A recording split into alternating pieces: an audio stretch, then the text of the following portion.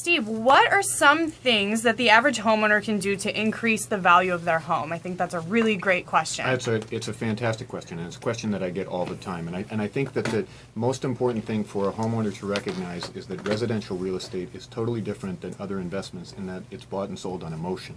Is that people will buy a house based on the floor plan speaking to them, or that they get, this is where I want to raise my children, or those kinds of aspects. So making sure that as a homeowner that you appeal to those emotional sides. We'll talk a little bit about staging, and I really am a firm believer in staging because it enhances those qualities so much. But they say that the studies have shown that the top 3 places to put money into your own home is on the curb appeal. Make sure that when somebody's driving by that the house looks good, that it isn't, that you don't have a bunch of dirt out front, that there's not dying weeds, anything like that.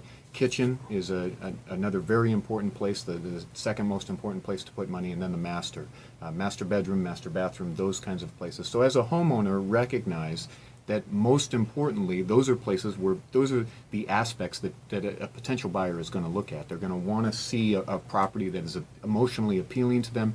And many homeowners, as a real estate agent since 2005, I find that many clients, the first thing we do, we walk in and we walk to the kitchen. Mm-hmm. And then when we go from the kitchen, we walk to the master bedroom. So making sure that those areas pop.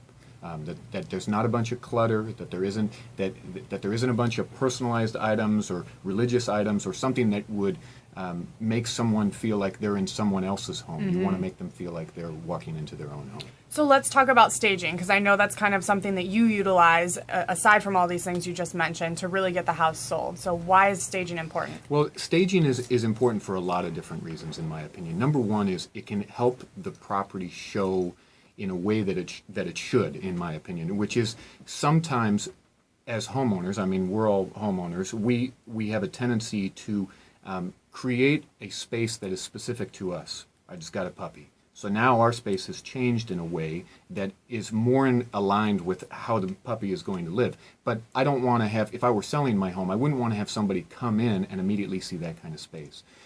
Staging can help someone see how a room can fit. Sometimes if a property is completely vacant, small bedrooms or awkward layout can sometimes deter people from making offers because they feel like, hey, our furniture won't fit, mm-hmm. or this isn't a functional space for our family. Plus, unlike other agents, I pay for all the staging. So whether somebody lives in the property and we do what's called a restage, where we have an interior designer come in and say, great, let's use your furniture and let's just move some things around. Maybe we can supplement some stuff and put some stuff on the walls here. Maybe we can remove some larger furniture to make it appear larger than it actually is. Whether it's those kinds of things or it's a vacant property, like an investment property that has been sitting vacant or a tenant has just vacated, all of those things really enhance the amount of money that the typical homeowner can get.